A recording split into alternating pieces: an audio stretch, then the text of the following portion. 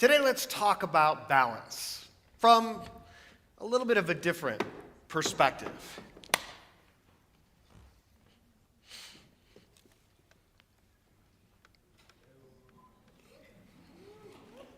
Yeah. You should see it from this side. Life balance is a concept that is intriguing and desirable and also completely unrealistic. I mean, even now, look up here, and you'll see I'm not balanced. I'm constantly making adjustments and corrections to protect myself on this precarious platform, and after all this work, after all this effort, I haven't really gone anywhere. I'm still in the same place. You see, folks, we're engaged in the art, the process of balancing throughout our life, which is making those adjustments, making decisions, making corrections over time, responding to opportunities and challenges. But balance is something you never attain, and yet you've been told that this is the ultimate goal, the ultimate purpose, to achieve life balance. I Googled life balance this morning, and there were 367 million results. Think of that. 367 million ideas or observations or opinions on how you can attain the unattainable. And so we beat ourselves up in pursuit of this idea of balance, thinking that if we work hard enough or smart enough or long enough, that we can get to this moment where it all evens out. And I'm here to tell you it isn't going to happen. You will never achieve perfect balance. And along the way, we beat ourselves up with the guilt, and we restrict our opportunities. And the pursuit of balance, I think, actually is a negative impact on our lives. So I want to liberate you from that today with a new philosophy, a new approach. And I encourage you not to live your lives on balance, but rather off balance on purpose. Off balance on purpose. Because off balance is your reality. That's a good thing. You have to be off balance in order to learn, in order to grow, in order to love or serve others or improve yourself in any meaningful way. The question is, are you off balance in response to your world? Or are you off balance on purpose?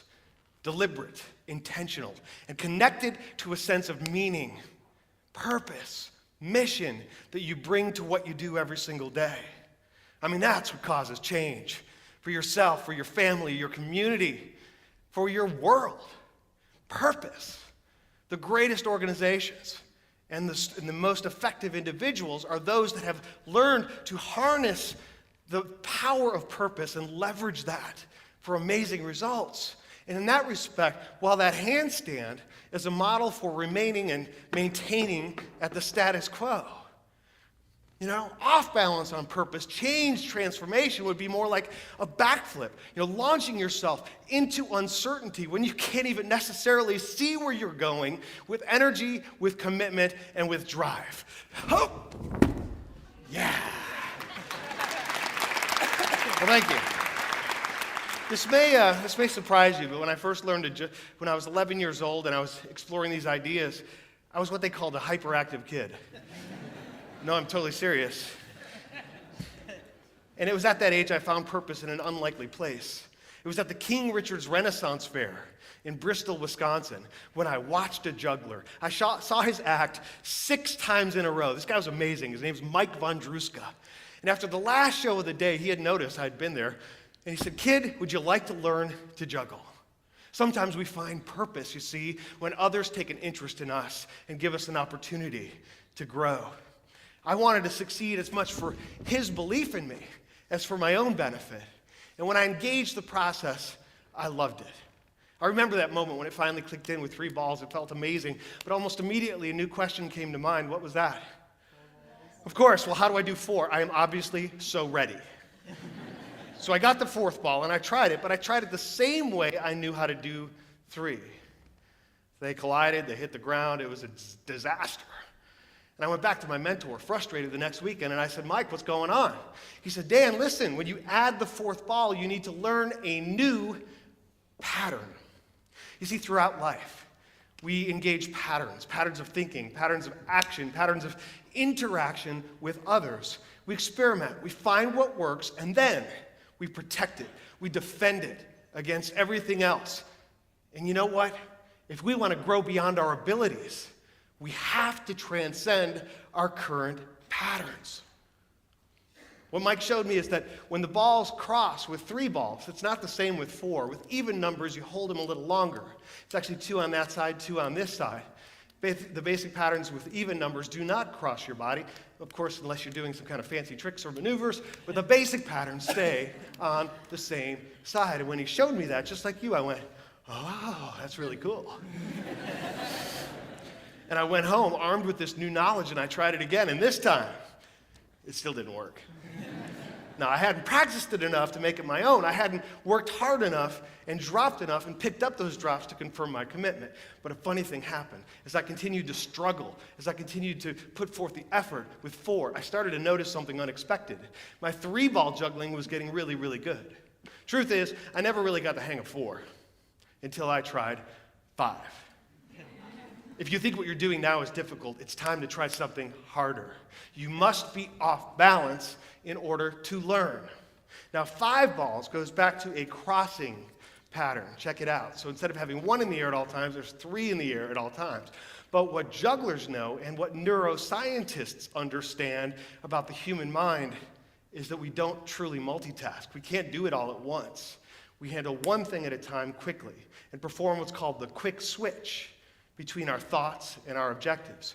For example, when one of these balls is out of my hand, it's also out of my what? Yeah, it's out of my control. It's doing its own thing. I need to disengage that one and engage a new target above my other hand. And the key is this. No matter how much is going on, 5 balls or 7, there's still space between the throws and catches. Space between your throws and catches, your thoughts and your actions. Right? Or what you were doing and what you are doing next, or what you hear and how you choose to respond. And it's in those spaces that we reclaim control of our lives. You know, it's not about increasing your pace, because life speeds right up with you. Ironically, by slowing down even a little, you begin to notice those spaces, those opportunities, and they expand for you. Here's the 5-ball pattern. And as you look up here and you see the 5 balls in the air, what I want to know from all of you is this. Can you see that pattern? Can you see what it looks like? Can you imagine it? Can you? Yeah? Some of you. Not too many, though. So you know what? This is TED. We need to employ some TED Red and some technology. Lights, please. Oh, yeah. Now can you see the pattern? Yeah, some say it looks like the wings of a butterfly. I see an infinity sign reflecting your infinite potential. While our patterns are constantly changing and growing, it's the patterns that engage us and drive us forward. Lights, please. Yeah?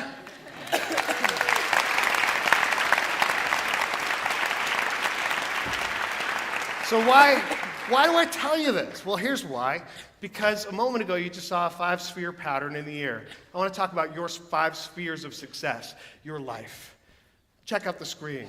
You see, this model will serve you personally, but also professionally as you lead others, as you try to understand what matters most. Your work, the first sphere, your relationships, your health, your spiritual growth, and your personal interests, the things you just love to do. These are your 5 spheres of success. First, there's your work, right? Your professional pursuits and commitments.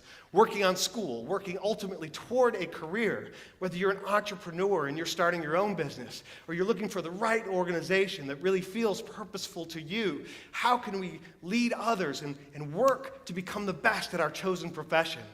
Well, we have to reconcile our family, our relationships, our friends, the people we care about, people we care for. And you know what balance books tell you? Protect your time. Compartmentalize your life so that they don't overlap, so that there's not too much time in each area. Ridiculous, right? Because there's not enough time to do that, and they're constantly intersecting where it matters most, in your thinking, in your decisions. How about this sphere, your health? That's how you fuel your pattern, right?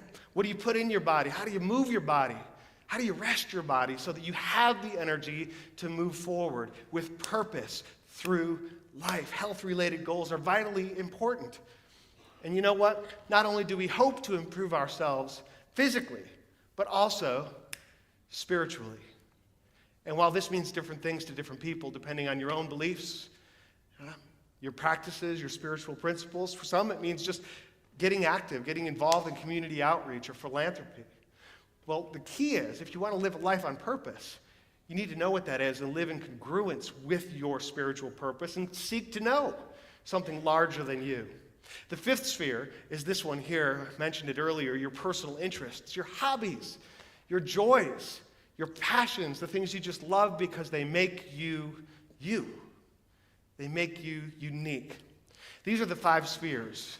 And as you can see, they're always interacting in this model. I want you to remember this. I want you to think about this, because the pattern that's created by the way they move together is an infinity sign, reflecting your infinite potential. You'll never, reach your full capacity to learn. You never reach your full potential, because you can always know more in each of these areas.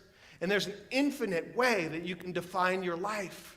For each one of us, we can live a life that's extraordinary and unique and full of passion and service to others. But yet, if you were to freeze frame it at any one moment like this, it doesn't look balanced at all. No, there's some things in your hands, other things totally out of your reach, and that's okay, because it's still connected to you. It's your pattern. And more importantly, they're connected to one another. And this is the key. This is what I believe, is if we construct our life from the inside out with these lifelines, like this. If I were to draw a lifeline from work to relationships, that implies the question, well, how do you connect those? What would that look like? We work to provide for the people we care about. We go back to our relationships to get this juice to bring back into work. And in the flow of life, there's times when it makes sense and it's close together, and other times it's totally stretched to the limit. Like for me in my life, as a professional speaker and author, I'm on the road a lot. I have 2 kids. My son Eddie is 14. My daughter Maggie is 10.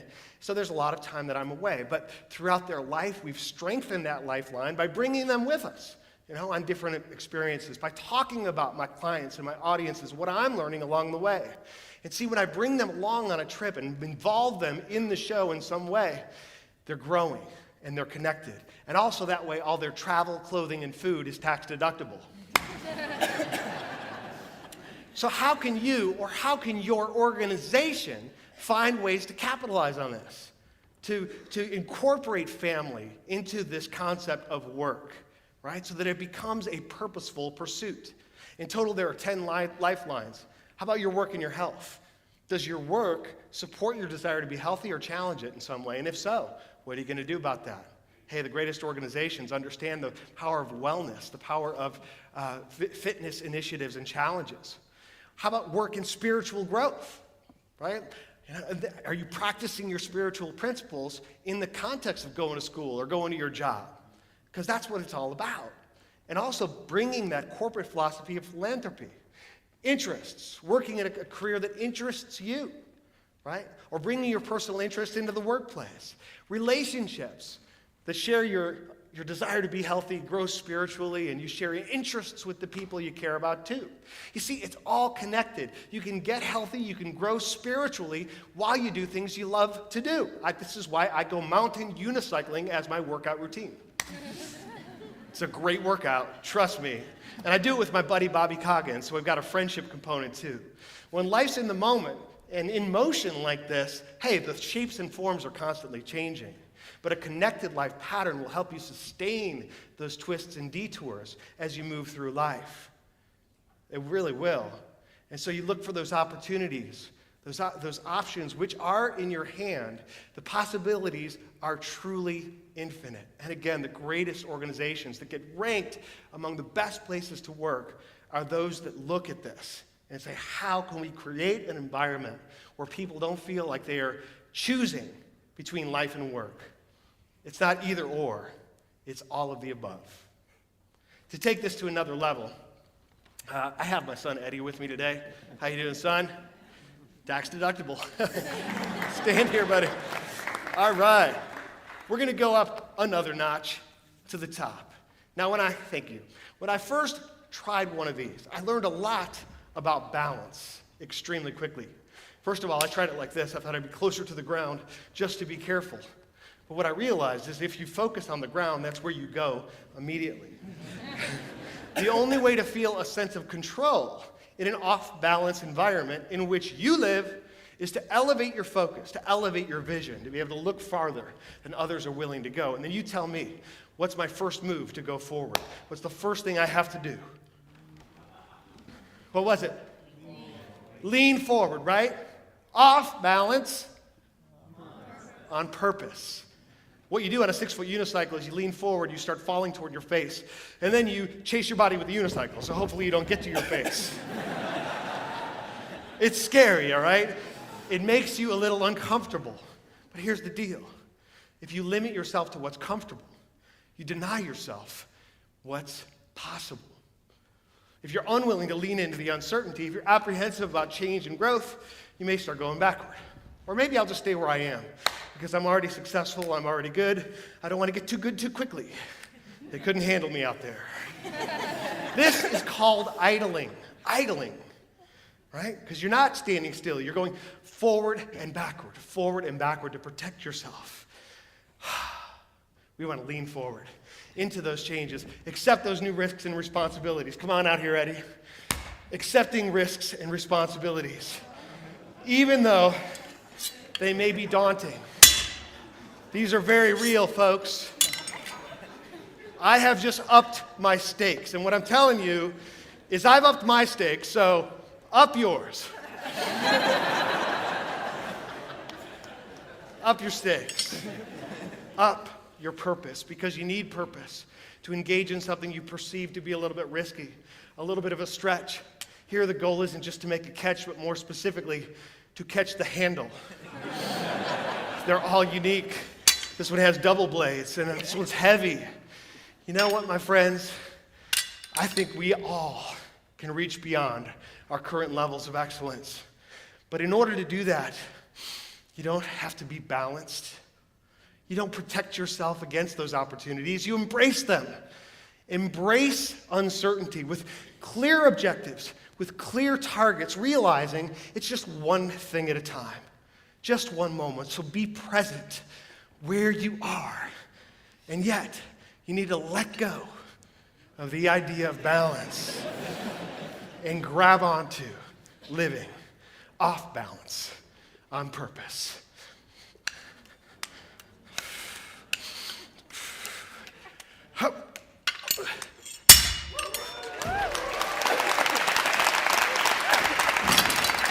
Thanks a lot.